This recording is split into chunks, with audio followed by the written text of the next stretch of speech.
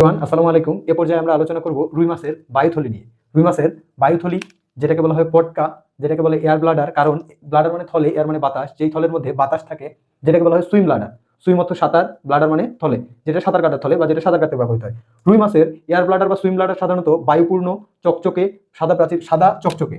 আচ্ছা, বায়ুথলি বা পটকা বায়ুপূর্ণ হবে, এটা তো স্বাভাবিক। বায়ুপূর্ণ, চকচকে, সাদা। এবারে আমরা দেখব বায়ুথলির অবস্থান, বায়ুথলি বা পটকার অবস্থান। রুই মাছের, এটাকে যদি আমরা একটা রুই মাছ কল্পনা করি, তাহলে রুই মাছের দেহের নিচের দিকে থাকে পৌষ্টিক নালী, নিচের দিকে থাকে পৌষ্টিক নালী, উপরের দিকে থাকে মেরুদণ্ড, উপরের দিকে থাকে মেরুদণ্ড। এই জায়গাটিতে থাকে তার বায়ুথলি বা এয়ার ব্লাডার বা সুইম ব্লাডার। তাহলে আমরা বলতে পারি মেরুদণ্ডের নিচে এবং পৌষ্টিক নালীর উপরে অবস্থিত বায়ুপূর্ণ যে থলিটা, সেটাকে বলতেছি আমরা বায়ুথলি বা পটকা। বায়ুথলি বা পটকা। বায়ুথলিতে সাধারণত, আচ্ছা, বায়ুথলিটাকে এখান থেকে নিয়ে আসে আমরা একটু বড় করে দেখার চেষ্টা করব। বায়ুথলিকে বড় করে আঁকলে এরকম দেখা যাবে, নিশ্চয়ই এরকম দেখা যাবে। এটা আমাদের স্মরণ রাখতে হবে, বায়ুথলির আবরণ দুইটা। বায়ুথলির দুইটা আবরণ সাধারণত।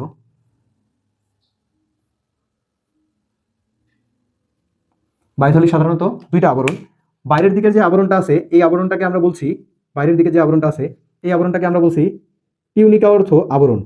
এই আবরণটাকে আমরা বলছি tunica externa. Tunica externa. Externa কথাটা আসছে এক্সটার্নাল থেকে, এক্সটার্নাল মানে বাইরে। টিউনিকা অর্থ কাভারিং বা আবরণ। তাহলে বাইরের দিকের আবরণটাকে বলছি টিউনিকা এক্সটার্না। ভিতরের দিকের যে আবরণটা আছে, এই যে কালো আবরণটা, এটাকে বলছি আমরা টিউনিকা, টিউনিকা ইন্টিমা। বাইরের দিকের আবরণটাকে বলছি টিউনিকা এক্সটার্না এবং ভিতরের দিকের আবরণটাকে বলছি টিউনিকা ইন্টিমা। মনে রাখতে হবে বায়ুথলি সাধারণত পূর্ণ থাকে কিছু গ্যাসে, যে গ্যাসগুলোর মধ্যে সব থেকে বেশি থাকে অক্সিজেন গ্যাস, এরপরে থাকে নাইট্রোজেন গ্যাস, এরপরে থাকে কার্বন ডাইঅক্সাইড গ্যাস। বায়ুথলির, রুই মাছের বায়ুথলি একটা গভীর খাঁজ দিয়ে রুই মাছের বায়ুথলিটিকে দুইটি অংশে ভাগ করেছে। অগ্রপ্রকোষ্ঠ বা দুইটি প্রকোষ্ঠে ভাগ করেছে। একটা গভীর খাঁজ রুই মাছের বায়ুথলিকে দুইটি প্রকোষ্ঠে ভাগ করেছে। একটি হলো অগ্রপ্রকোষ্ঠ, একটি হলো পশ্চাৎ প্রকোষ্ঠ। অগ্রপ্রকোষ্ঠটি ছোট এবং পশ্চাৎ প্রকোষ্ঠটি তুলনায় বড়। অগ্রপ্রকোষ্ঠ এবং পশ্চাৎ প্রকোষ্ঠর মাঝখান থেকে একটা নালী বের হয়ে আসে। মাঝখান থেকে যেই নালীটা বের হয়ে আসে, সেই নালীটাতে বাতাস থাকে। কি থাকে? বাতাস থাকে। আমরা জানি নিউমো অর্থ বাতাস। নিউমো অর্থ কি? বাতাস। এই জন্য এই নালীটাকে বলতেছি আমরা নিউমেটিক ডাক্ট। নিউমেটিক ডাক্ট বা এই নালীটার আরেকটা নাম হলো ডাক্টাস নিউমেটিকাস। ডাক্টাস নিউমেটিকাস। এই নালীপথে এ মূলত oxygen, nitrogen, carbon dioxide pass করতে পারে বা এই নালীপথে নিতে পারে, অন্য কোথাও থেকে নেয়। এই নালীটাতে সাধারণত পাস করে। এটা যখন চুপসে দেওয়ার প্রয়োজন হয়, তখন এই নালীটাতে সে অক্সিজেন, নাইট্রোজেন এবং কার্বন ডাইঅক্সাইড পাস করে দেয়। নিউমেটিক ডাক্ট বা নিউমেটিকাস ডাক্ট বা ডাক্টাস নিউমেটিকাস। এবারে আমরা দেখবো এই নিউমেটিক ডাক্ট বা ডাক্টাস নিউমেটিকাস কোথায় গিয়ে ওপেন হয়। এই ডাক্টাস নিউমেটিকাস সাধারণত পৌষ্টিক নালীর সাথে ওপেন হয়। কার সাথে? পৌষ্টিক নালীর সাথে। তাহলে এখান থেকে এই যে ডাক্টাস নিউমেটিকাস নেমে গেছে, নেমে পৌষ্টিক নালীর সাথে যুক্ত। তাহলে এটা কি? রুই মাছের এটা হচ্ছে পৌষ্টিক নালী। এটা হলো রুই মাছের পৌষ্টিক নালী বা এলিমেন্টারি ক্যানেল। সব মাছের এই নিউমেটিক ডাক্টটা থাকে না, বা বায়ুপূর্ণ এই নালীটা সব মাছের থাকে না। এখন আমরা দেখি কোন কোন মাছের থাকে এবং কোন কোন মাছের থাকে না। আচ্ছা, এই নিউমেটিক ডাক্টটা সম্পর্কে জানতেছি। যেই মাছগুলার নিউমেটিক ডাক্ট আছে বা যেই মাছগুলার নিউমেটিক ডাক্ট প্রেজেন্ট, তাদেরকে বলা হয় ফাইসোস্টোমাস। ফাইসোস্টোমাস। ফাইসো অর্থ পটকা, স্টোম অর্থ বায়োলজিতে মুখ। কোনো শব্দের শেষে যদি বায়োলজিতে আস বা আম থাকে, এটা সিঙ্গুলার বোঝায় বা একক বোঝায়। একটা মুখ আছে পটকার, এই যে পটকার একটা মুখ আছে বা নালী আছে। এই মাছগুলোকে বলতেছি ফাইসোস্টোমাস। এই ফাইসোস্টোমাস মাছ কারা? সাধারণত রুই, কাতল, মৃগেল বা কার্প জাতীয় মাছগুলা। কিছু কিছু মাছ আছে যাদের এই নালীটা নাই, যাদের এই নালীটা নাই বা যাদের পটকার কোনো মুখ নাই, সেই মাছগুলোকে কি বলা হয়?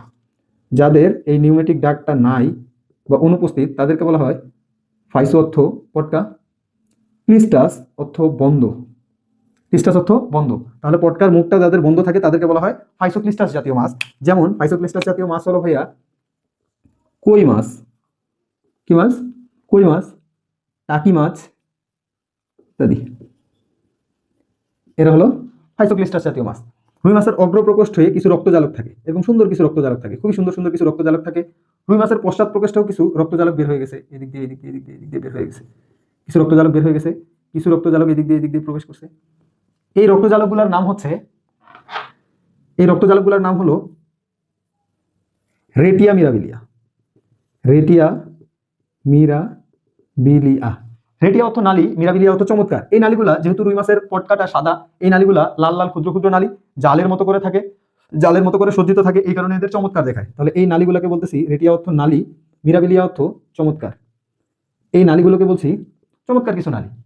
অগ্রপ্রকোষ্ঠে যে রেটিয়া মিরাবিলিয়া আছে তারা সাধারণত এই গ্যাসগুলোকে প্রবেশ করায় পটকার ভিতরে। পশ্চাৎ প্রকোষ্ঠে যে রেটিয়া মিরাবিলিয়া আছে তারা সাধারণত এই গ্যাসগুলোকে বের করে দেয় পটকা থেকে। নিশ্চয়ই আমরা এইটা বুঝতে পারছি, এটা সম্পর্কে আমাদের আর কোনো সমস্যা থাকার কথা না। এই পটকার যে এপিথেলিয়াম আছে, পটকার এপিথেলিয়াম মানে বাইরের আবরণ, বাইরের আবরণ মানে এই যে এই টিউনিকা এক্সটার্না, এই বাইরের আবরণ বা এপিথেলিয়ামে দুইটা গ্যাস গ্রন্থি থাকে। এপিথেলিয়ামের মধ্যে, এপিথেলিয়ামের রক্তজালকগুলোর মধ্যে একটা গ্যাস গ্রন্থি থাকে, এই পাশে একটা গ্যাস গ্রন্থি থাকে। এরা মূলত গ্যাসের আদান প্রদান করতেছে জন্য এদেরকে বলা হয় গ্যাস গ্রন্থি। নিশ্চয়ই আমরা রুই মাছের পটকা সম্পর্কে জেনে ফেলছি। জানতে হবে যে রুই মাছের সামনের দিকে, রুই মাছের বায়ুথলির সামনের প্রকোষ্ঠে এরকম শক্ত শক্ত কিছু একটা থাকে, এরকম শক্ত শক্ত কিছু একটা গেছে। এটা সর্বপ্রথম যিনি লক্ষ্য করেছিলেন তিনি একজন জার্মান বিজ্ঞানী, যার নামের বানানটা যদি আমি লিখি রিয়ান, আপনারা নিশ্চয়ই এটাকে বলছেন ওয়েবেরিয়ান। কোন বিজ্ঞানী তিনি? জার্মান বিজ্ঞানী। কিন্তু জার্মান ভাষায় ডাব্লিউ উচ্চারণ করা হয় না, ডাব্লিউ কে উচ্চারণ করা হয় ভি, এই কারণে এটার উচ্চারণ হবে ভেবেরিয়ান। তাহলে বাংলায় যদি দেখি ভেবেরিয়ান। জার্মান বিজ্ঞানী ভেবেরিয়ান সর্বপ্রথম এইগুলোকে দেখতে পাইছে জন্য এগুলোকে বলা হচ্ছে ভেবেরিয়ান ওসিকল। ভেবেরিয়ান ওসিকল। এরা শক্ত শক্ত হাড়ের নেয়, ওসি অর্থ হলো হাড়, কল অর্থ হচ্ছে ক্ষুদ্র। এরা ক্ষুদ্র ক্ষুদ্র হাড়ের নেয়। এরা যুক্ত আছে এই জায়গাটাতে, নিশ্চয়ই এরা আছে। এরা যুক্ত আছে এই যেটা কানকোনাম, কানকো বা অপারকুলাম, কানকের সাথে, কানকের অপারকুলামে। তাহলে ওয়েবেরিয়ান ওসিকল যুক্ত আছে কানকের ইনার এয়ারে বা অন্তঃকর্ণে, ইনার ইয়ার বা অন্তঃকর্ণে যুক্ত আছে। এই ওয়েবেরিয়ান ওসিকল দিয়ে সাধারণত সে শব্দ সৃষ্টি করতে পারে। অন্তঃকর্ণের মধ্যে কিছু লিম্ফ থাকে বা তরল থাকে, যে লিম্ফগুলোকে বলা হয় একটা পেরিলিম্ফ, পেরি মানে বাইরে, বাইরের দিকে একটা তরল থাকে, আর একটা হচ্ছে এন্ডোলিম্ফ, যেটা ভিতরের দিকে তরল থাকে। এই পেরিলিম্ফে সাধারণত শব্দ তৈরি করতে পারে। এখন আমরা দেখব পটকার কাজ। পটকার কাজ সাধারণত প্লবতা রক্ষা করা। প্লবতা মানে আমি পানির নিচে যদি কোনো বস্তুকে তলিয়ে দেই, তাহলে পানি সেই বস্তুর উপর যে পরিমাণ চাপ দিবে সেটাকে আমরা বলছি প্লবতা, বা যে পরিমাণ পানি উপচে পড়বে সেই পরিমাণ পানি ওই ডুবন্ত বস্তুর ওজনের সমান, এটাকে বলছি আমরা প্লবতা। অভিযোজন, অভিযোজন কি? রুই মাছের প্রয়োজন হলো তার এই পটকা বা বায়ুথলি বা বেলুন, এটা যদি একটা বেলুন হয় তার দেহের ভিতরের দিকে বেলুনটাকে ফুলাই দিবে। বেলুন যদি ফুলে যায় দেহের ভিতরে, সে উপরে উঠে আসবে, সে উপরে উঠে আসলো। আপনি কি করছেন? ঢিল মারছেন পুকুরে। আপনি যে পুকুরে ঢিল মারছেন, রুই মাছ এবার কি করছে? এই পটকাটাকে সে চুপসে দিছে, চুপসে দিয়ে আবার নিচের দিকে চলে গেল। বেলুনটা ফোলা ছিল, সে উপরে ভেসে ছিল, কিন্তু বেলুনটা এবার চুপসে গেছে, রুই মাছ এবার নিচের দিকে চলে যাবে বা পানির নিচে চলে যাবে। এটা তো খুবই স্বাভাবিক। তাহলে কি করতেছে? ওকে খাপ খাইয়ে নিতে হেল্প করছে না এটা? এই খাপ খাইয়ে নেওয়ার ক্ষমতাটাকে বলে অভিযোজন। রুই মাছ শ্বসনে সাহায্য করে। রুই মাছ সবসময় তার ফুলকা থেকে অক্সিজেন পাবে এমনটি নয়। রুই মাছ যখন ফুলকা থেকে অক্সিজেন পাবে না, তখন তার পটকা থেকে অক্সিজেন নিয়ে দেহের মধ্যে শোষণ কার্য সম্পন্ন করে। তাহলে এটা কিসে হেল্প করতেছে? শ্বসনে হেল্প করতেছে, প্রতিধ্বনি সৃষ্টিতে হেল্প করে। আমরা ইতিমধ্যে জানি একটা প্রবাদ আছে, খালি কলস বাজে বেশি, ইন্টিভেসেল সাউন্ড মাছ। এটা তো একটা খালি কলসের মতো রুই মাছের দেহে, এটা তো বাজবে, প্রতিধ্বনি সৃষ্টি হবে। মূলত প্রতিধ্বনিটা সৃষ্টি হয় এটা ওয়েবেরিয়ান ওসিকলের মধ্যে একটা কম্পন সৃষ্টি করে। ওয়েবেরিয়ান ওসিকল আবার ইনার ইয়ার বা অন্তঃকর্ণের সাথে যুক্ত। অন্তঃকর্ণের মধ্যে দুই ধরনের তরল আছে। আমাদের অন্তঃকর্ণ যদি আমরা চিন্তা করি, আমাদের অন্তঃকর্ণ দেখতে সাধারণত এরকম এরকম। ভিতরের দিকে একটা তরল থাকে, যে তরলটাকে বলি আমরা এন্ডোলিম্ফ, বাইরের দিকে একটা তরল থাকে, যে তরলটাকে বলি আমরা পেরিলিম্ফ। তাহলে ওয়েবেরিয়ান ওসিকল যদি এই পেরিলিম্ফের সাথে যুক্ত থাকে, এই পেরিলিম্ফের সাথে যদি যুক্ত থাকে, তাহলে ওয়েবেরিয়ান ওসিকলের বা এই হাড় সমতুল্য অংশটার কম্পন অনুভূত হবে নিশ্চয়ই পেরিলিম্ফে। এটা পেরিলিম্ফের চারপাশে বা বাইরের দিকে আছে লিম্ফটা, পেরিলিম্ফে শব্দ তৈরি হয় বা প্রতিধ্বনি তৈরি হয়, শব্দ উৎপাদন করা যায়, চাপ নিয়ন্ত্রণ। এটার মাধ্যমে সে চাপ নিয়ন্ত্রণ করতে পারে। এটা তো আমরা ইতিমধ্যে জেনেছি, এই ক্লাসের মধ্যে জেনেছি। তাহলে আমাদের বায়ুথলি পড়া এই ক্লাসের মধ্যে